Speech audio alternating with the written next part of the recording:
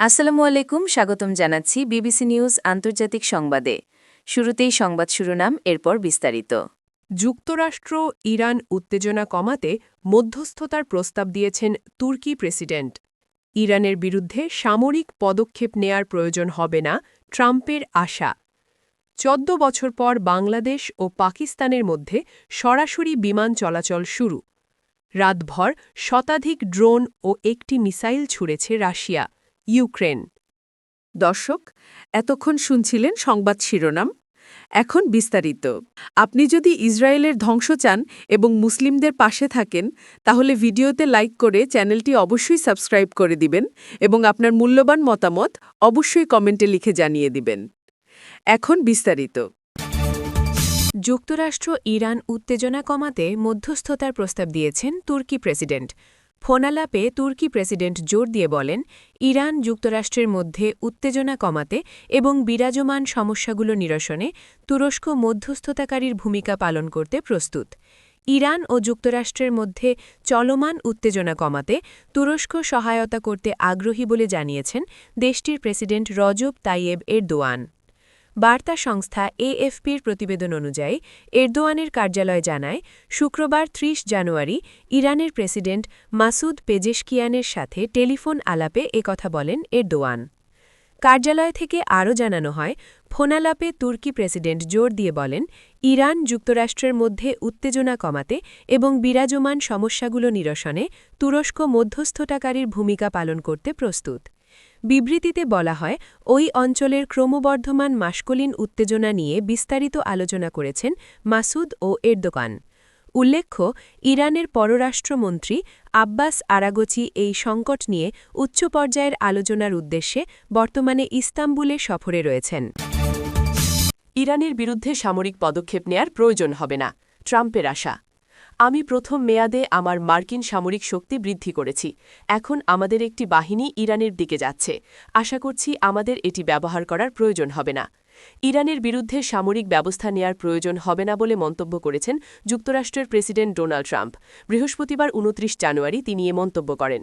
একটি সম্ভাব্য পারমাণবিক চুক্তি নিয়ে তেহরানের সাথে আরও আলোচনার পরিকল্পনা করছেন বলেও জানান তিনি। বৃহস্পতিবার ট্রাম্প তার স্ত্রী মেলানিয়া সম্পর্কে নির্মিত একটি তথ্যচিত্রের উদ্বোধনী অনুষ্ঠানে সাংবাদিকদের বলেন, আমি প্রথম মেয়াদে আমার মার্কিন সামরিক শক্তি বৃদ্ধি করেছি। এখন আমাদের একটি বাহিনী ইরানের দিকে যাচ্ছে। আশা করছি আমাদের এটি ব্যবহার করার প্রয়োজন হবে না। ইরানের সাথে আলোচনায় বসবেন কিনা এমন প্রশ্নের জবাবে ট্রাম্প বলেন, আমি আগেও আলোচনা করেছি এবং আরও আলোচনার পরিকল্পনা করছি। তিনি আরও বলেন, হ্যাঁ, আমাদের অনেকগুলো বড় ও শক্তিশালী জাহাজ এখন ইরানের পথে। যদি সেগুলো ব্যবহার করতে না হয়, তবে সেটিই হবে সবচেয়ে ভালো বিষয়।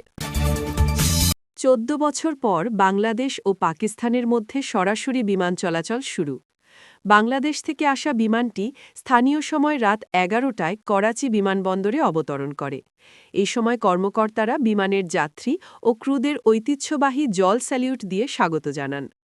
১৪ বছর পর বৃহস্পতিবার ২৯ জানুয়ারি বাংলাদেশ ও পাকিস্তানের মধ্যে পুনরায় সরাসরি বিমান চলাচল শুরু হয়েছে। পাকিস্তানের বিমানবন্দর কর্তৃপক্ষের মতে, বাংলাদেশ থেকে আসা বিমানটি স্থানীয় সময় রাত ১১টায় করাচি বিমানবন্দরে অবতরণ করে। এ সময় কর্মকর্তারা বিমানের যাত্রী ও ক্রুদের ঐতিহ্যবাহী জল স্যালিউট দিয়ে স্বাগত জানান। কর্তৃপক্ষ এই ফ্লাইটটিকে দুই দেশের সম্পর্কের একটি নতুন অধ্যায় হিসেবে স্বাগত জানিয়েছে।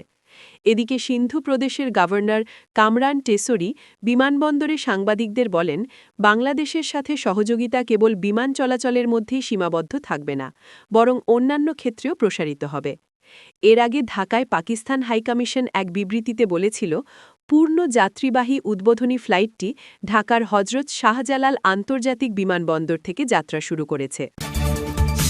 রাতভর শতাধিক ড্রোন ও একটি মিসাইল ছুড়েছে রাশিয়া।